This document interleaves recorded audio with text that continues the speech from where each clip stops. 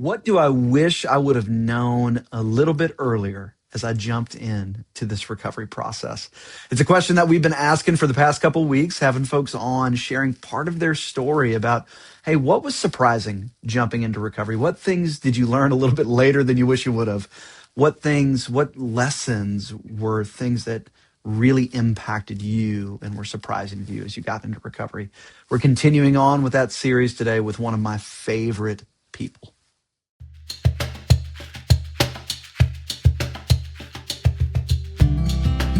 Recovery can be hard, but it's worth it. There is hope knowing we can find healing one step at a time with Jesus and healthy community. Whether you're struggling with a hurt or a hang-up or a habit, you're not alone. During this podcast, we share real stories, practical tools, and powerful truths that inspire you to keep moving forward. No matter where you are on your journey, there's hope ahead. So stick with us as we walk this path together through Celebrate Recovery.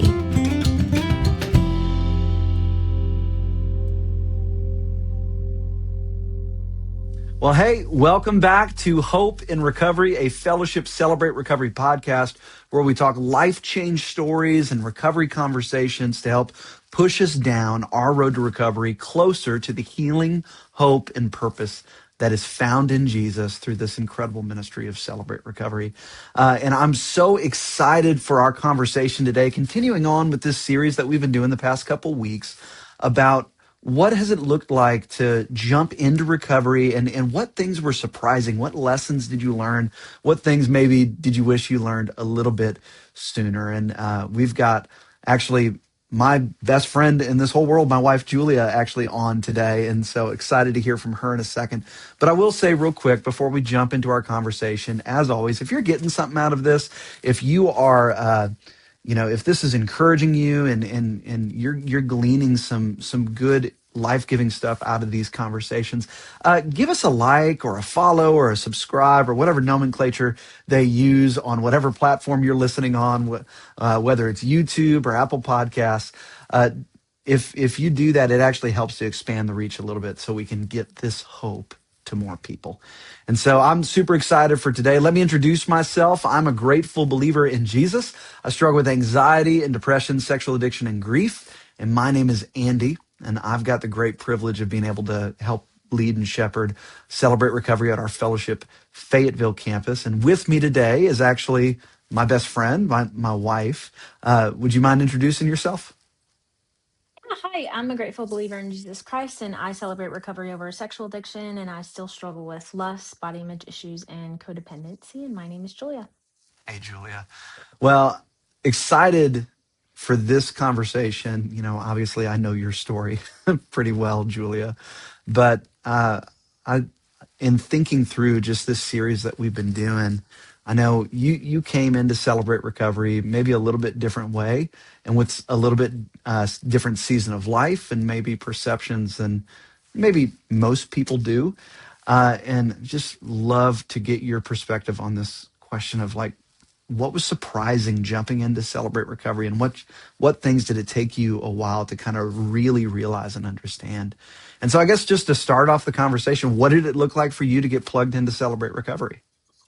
Yeah, so I got involved with Celebrate Recovery when it was my sophomore year of college.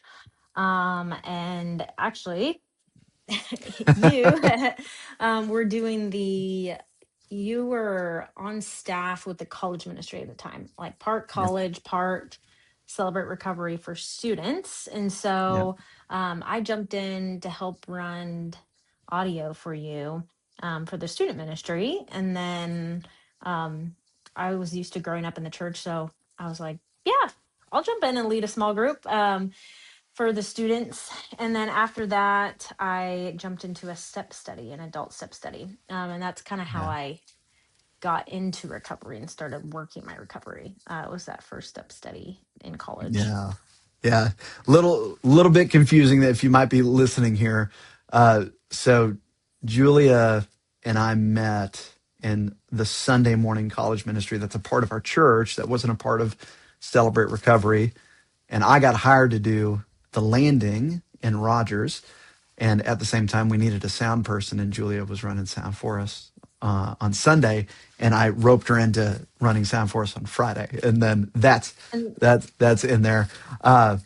And so, how long were you in the landing serving as a leader before you started going, "Hey, what this? I think I want to jump into this." What did that yeah, look like? for those of you who don't know, the landing is Celebrate Recovery student ministry. So that's Yeah, what we started getting involved in. Remember how long, honestly. It, I have no idea. yeah, I'm trying to think. It was probably like less than a year. Because I got involved my sophomore year and we started dating, I think, in the middle of my step study. You and I started yeah, dating in the middle of our step study. Um, and so that was, I'm so bad at time stuff. You're always the one who knows all of yeah. my stuff. But what did I mean? Because when you jumped in to serving in the landing, I love what you said a little bit earlier. You had served in the church growing up, and so you're like, "Yeah, I got an opportunity to do this student ministry thing." Not really familiar with Celebrate Recovery, but what what attracted you to stay serving at Celebrate Recovery with the students? Yeah, honestly, initially what it was was I found a lot of community with the landing small group leaders, Mm. and the other leaders that were serving with the students at that time.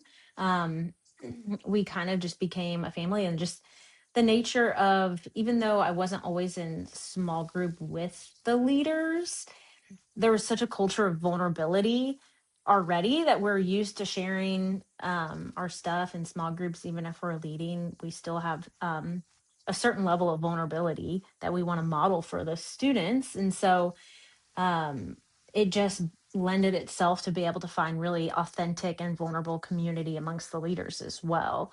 And so it felt really natural just to be able to jump into a step study, and continue my recovery with the adults, and start, experiencing vulnerability there as well. So Mm.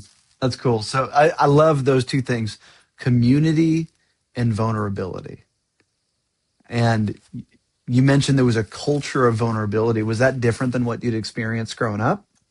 yeah, I mean, for me, my sexual addiction started when I was 6 years old. And so a lot of the students that were there were that age, younger, older. And so I quickly realized how much of a game changer it would have been to have a place that felt as safe as the landing felt. For me, whenever I was a kid, I would have been able to kind of open up more about what was going on because I kind of hid what was happening.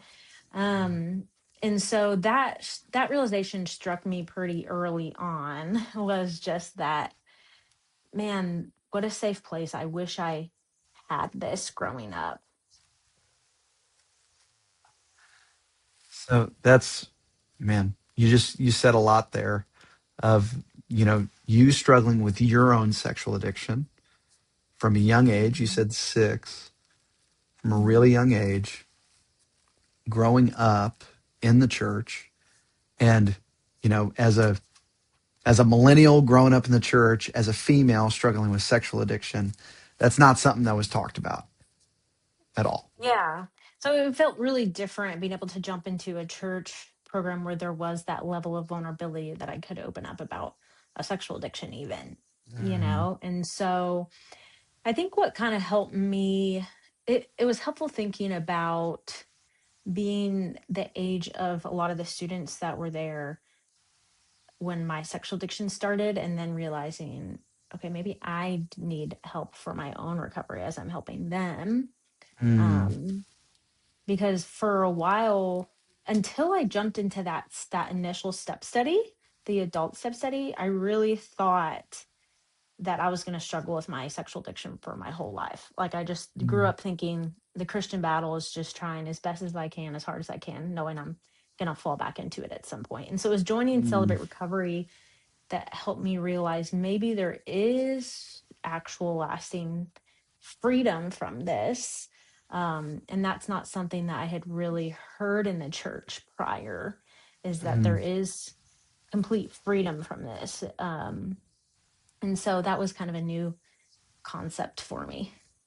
And that's so good. So there actually is freedom for this thing. And I've heard you say this a lot, and I've even stolen it and quoted it myself. But I've the noticed that. Christian, yeah, yeah, my wife is the smart one. She's the better 75% of this relationship here. Nope. But but the Christian battle, I fell into the lie of believing that the Christian battle was trying as hard as I can for as long as I can, knowing that I would inevitably fall back. Whew, that's heavy. That's a lot to hold and carry, and that's a hard belief to walk with. Uh, and you realize that freedom was possible.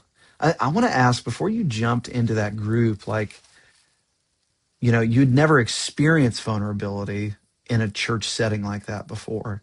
Did you find it hard to engage in it once you found yourself in that space?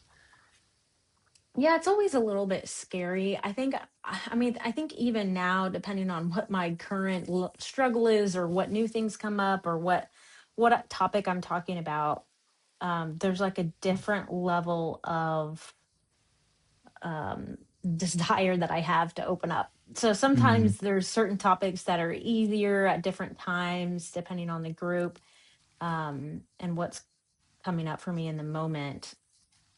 It's easier or harder different times. And so I think I found in that first step study, kind of the first few times talking about my sexual addiction, even in a group of women, where I thought I was just going to be the only one dealing mm. with it, it was really difficult to open up at first. And luckily, I had so many things to work on that that I could talk about a lot of different things. But what I found was that when I did open up, I it got easier each time. And so Mm. by the end of the step study, it was so much easier to talk about it. And by that point too, I had some sobriety under my belt, which felt good. Well, well, wait a second. I gotta lean. I don't want to miss that real quick. It was really hard to open up, but over time, as I started speaking things out, and it wasn't like even the biggest stuff. It wasn't. I'm catching that you weren't sharing about your sexual addiction in there. You were just sharing about hard stuff in your life. Is that right? Hmm. And so as you shared about those things, it became easier to be vulnerable about the other things. Hmm. Yeah.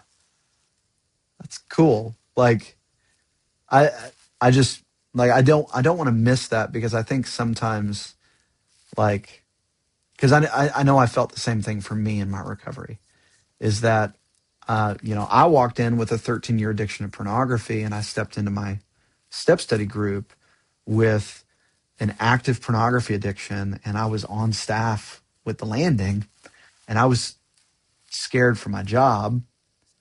And as I started sharing, like, I felt like I could only be honest with so much. I didn't feel like I could have that rigorous gut level honesty that developed. And it sounds like it was the same for you. But as you experienced safety, as you gave vulnerability a shot, as you risked that, you started feeling safer to open up. Is that right? Hmm. Yeah. And so say more about that process within your group within those with those ladies.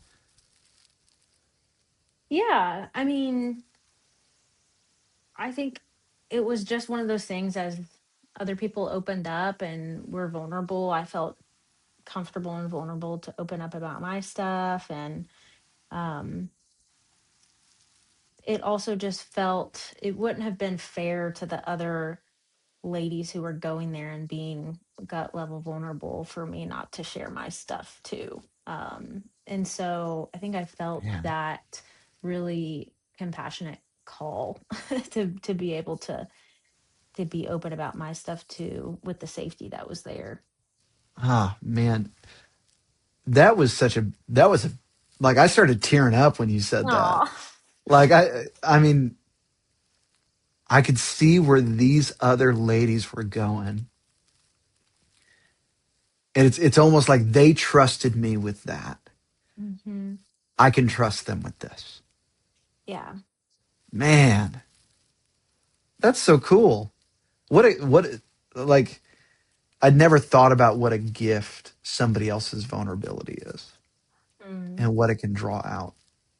Man, that's cool. Like, and so even as I'm thinking this, there may be some of us, listening to this that, vulnerability is a really hard thing. It's, I know it was super hard for me. I know it's hard for a lot of folks, but vulnerability impacts not just me. Could it be the case that one of the byproducts of me starting to be honest about my stuff is that it'll give the courage for somebody else to be honest with theirs? Whew. And just thinking about, and I'm sure you're thinking about the ladies that were in that first group for you, Hmm. and like, you know, seeing them be honest. I'm sure there's a face and a story that you're thinking of. How cool it is that God gives us people to walk alongside us. And what's amazing is that they didn't have the answers. They were just sharing their stuff, and it gave you the courage to share yours. That's super Hmm. cool. That's super cool, man. Well, hey, we're coming up right on a break here, and so uh, once we get back from the break, I want to circle back to something that you said that I think is kind of the heart of our conversation here. Is that you came to a point to realize that actual freedom was possible. I want to dig into that once we get back. Sound good? Hmm. All right, cool. We'll go to a break right now. Hey, Forever Family. Being in a community of fellow strugglers who are committed to working their recoveries is essential to our success in having victory over our hurts, hangups, and habits. Every Friday night, we have a Celebrate Recovery meeting at Fellowship Fayetteville and Fellowship Rogers. At 6 p.m., we have a great meal for connection with other recovery brothers and sisters. Then we meet for large group at 7 p.m., followed by an open share group at 8. Same schedule on both campuses. Different teachers, different worship teams, but the same great experience. We'd love for you to join us this Friday night. It's never too late to start or start over again. For more information, go to fellowshipcr.org. All right. We are back from our break talking with Julia about her story in recovery, jumping in, the fear of vulnerability, just beautiful insight that you gave on the courage of other people to share their stuff gave you the courage to share yours. And as you started to share your stuff, like what was the fruit of you being able to get vulnerable about what was going on in your life? Well, I think there's just a there's just a level of shame that dissipates every time I share about the parts that I don't want to talk about. It just gets easier to talk about, to just be able to Mm. say the things out loud that are happening in here inside me, and then just have people say, "Thanks for sharing." It doesn't change how they view me or anything. And so there's a lot of power to that. I think what it does is it gives me compassion for myself, just knowing other people Mhm. have that compassion, because there's such a fear of an unknown. Like I don't know how they're going to react, and so then I can insert any sort of reaction into that. But the more that I tell people and they react positively, there's less fear associated, because I have more examples of people responding well and loving me anyway. And it becomes less, I believe the lie less, that they are going to respond poorly, because I have so many examples of them responding well. And so that's just a really cool process of, of step studies and recovery in general, too. Yeah, it's wild. It's hard to step into vulnerability if we haven't experienced people being safe with us being vulnerable. But the Hmm. only way that we can experience people being safe with our vulnerability is to risk it and try to be vulnerable. Hmm. And I love this process. If you're new and you're listening to this, that idea of vulnerability is really tough. I hope the encouragement that you bring away from this is just be vulnerable with what you can and let God use that. And the next time you come back, maybe try to go 1% more. See what happens. Because it's amazing. When we start experiencing that, I know for me, I started longing for more of that, which was cool. And so you mentioned there came a point, one of the surprising things in your journey is realizing that freedom actually is possible. You mentioned you'd been struggling with a sexual addiction since you were 6 years old. What did that aha moment look like? Yeah, I'm just realizing healing is possible. Is that what you Yeah, mean? yeah, I, yeah, I think it really was when you and I started dating, and it was Valentine's Day, I think. And so we're coming up on it, the anniversary yeah. month. That's wild. Um, but I had started my step study and had like a little bit of shaky sobriety and was just trying to understand my sexual addiction, trying to just open up about it, honestly, first, was a huge step. And so I was like trying to make my way towards sobriety, just still with that belief that like this isn't gonna last, like I'm gonna mess up again. Um, but I remember asking you because you struggled with your sexual addiction, which I knew, and I said, how long have you been sober from acting out? And I think you I think you actually lied because you were really embarrassed about how long it was or how short you felt like it was. Um, and I think you said a year, and you were, I think, And it, really and it nervous wasn't throwing quite. It that. wasn't quite. Yeah. Wasn't quite a We year. don't. Yeah, we had only been dating for a little bit. I was a little nervous. The question kind of took me off guard. Yeah, Uh, I didn't want to ruin Valentine's Day. yeah, I didn't want to No. ruin Valentine's Day, but But I remember like you were so nervous throwing that out there, and I remember thinking, oh, sobriety is possible. Like it just had never struck me before that like you can have lasting sobriety and just stack year on top of year and not mess up again. And that's just not something that I thought was possible, or not a standard that I thought I could meet. And so it really was at from that point on that I just started making steps to work towards that and just believed that it can happen. And um, I still use that as a milestone of my sobriety date, mm, that Valentine's Day, because that was just the first day that I thought, okay, I'm doing it. I'm going to go the long haul, and I'm not going to return to this ever again. mm. I don't need it. So, And how many years ago was that? well, we're coming up on 9, right? Yeah, Yeah. man, it's so funny to hear that. Yeah, and it is funny for me to look back on that conversation because, man, the way that the Lord kind of allowed you to go, whew, there's something here that I'm missing, and like challenging those perceptions. It's amazing how easily some of those lies that get wedged in our heart, like I'm the only one. God can Mhm. change others, but he can't change me. The Christian battle is just trying, knowing that I'm going to fall back into it. But Jesus offers us complete freedom. And it's not like that night, the scales were lifted, like, it says about Paul in the book of Acts, and like it was never a struggle again because it was still a struggle, right? Yeah. Yeah. Yeah. What changed in the struggle? Hope.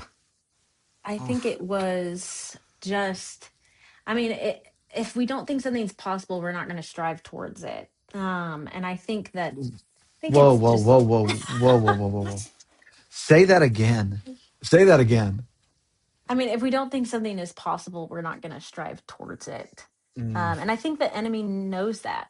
And I think that's part of his tactics, is to just not, like, this is to tell us this isn't possible. It's not worth trying. Just live in this dysfunction. Like, how bad is it really? Meanwhile, it affects us and those around us.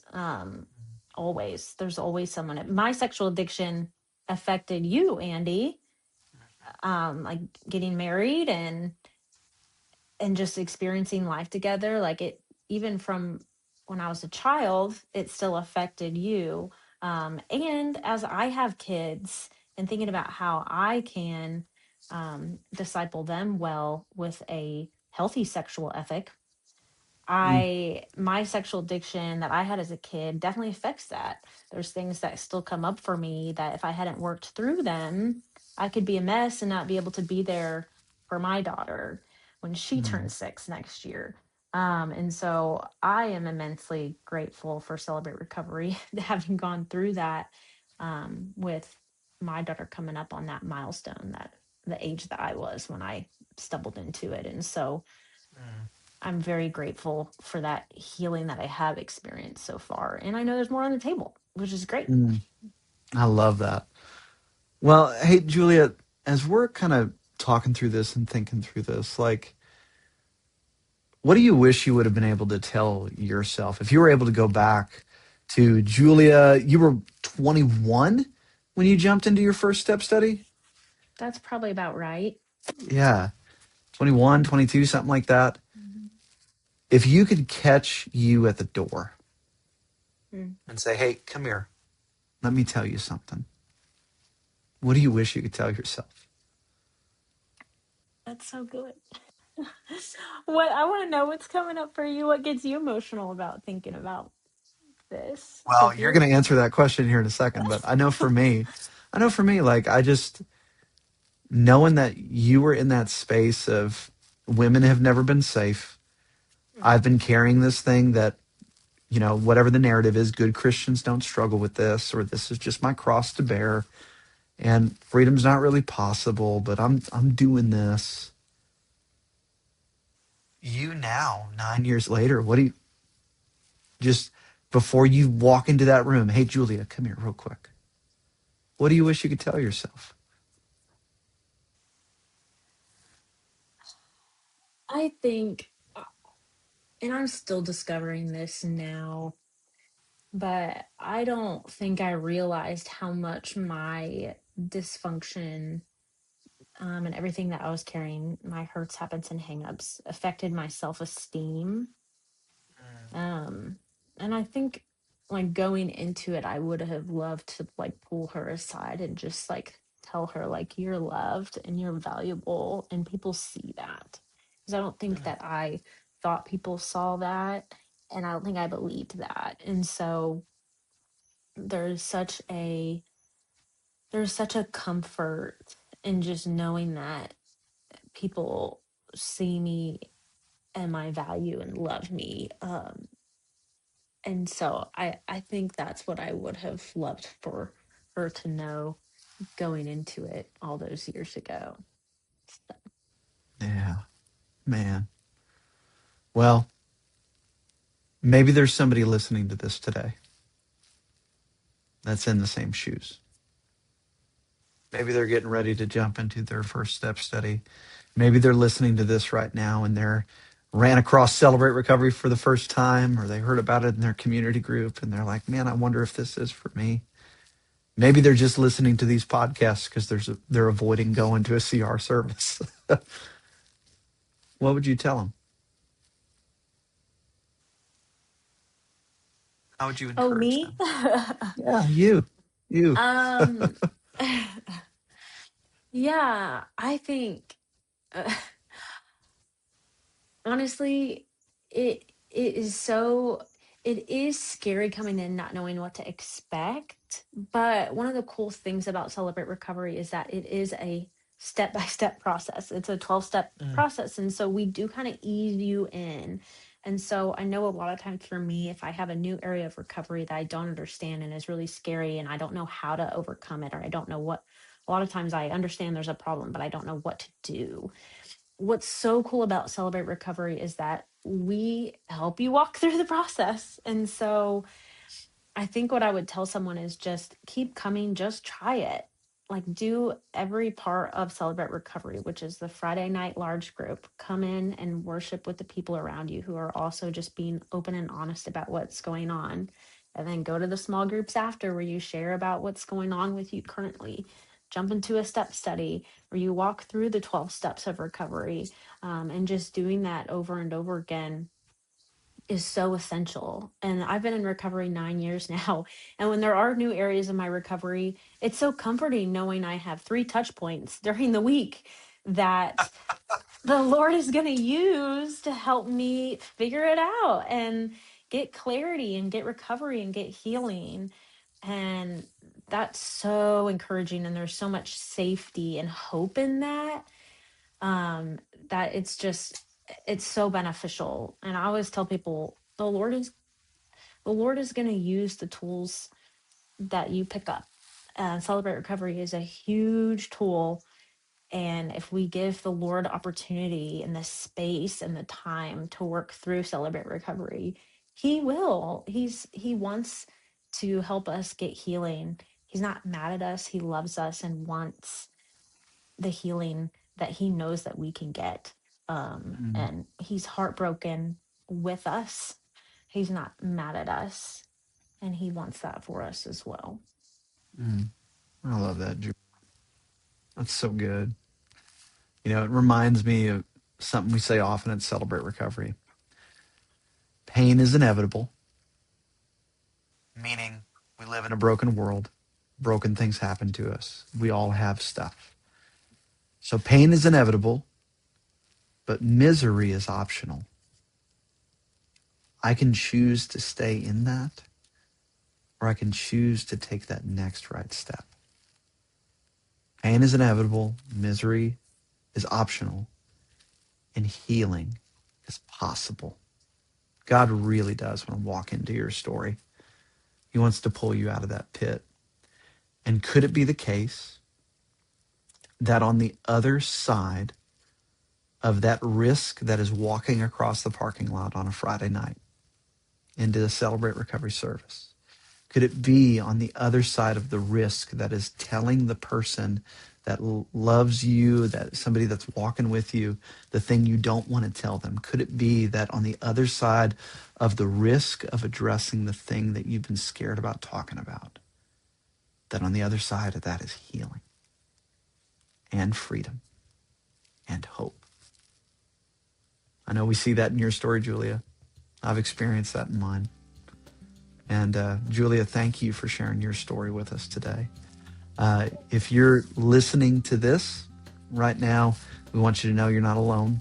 There is a place every single Friday night at Fellowship Rogers and Fellowship Fayetteville Celebrate Recovery, where we want to walk alongside you, whatever it is that you're carrying with you, whatever baggage you've got with you. Let us help show you the same healing that we've found. And it's all possible through the incredible work of Jesus Christ for us on our behalf as He helps heal us from our hurts, hang-ups, and habits. So any Friday night, 7 o'clock, we'd love to see you there. Julia, thanks for being on here today. Appreciate you. Thanks for having me. Yeah. And if you're listening, God bless you. Have a great week.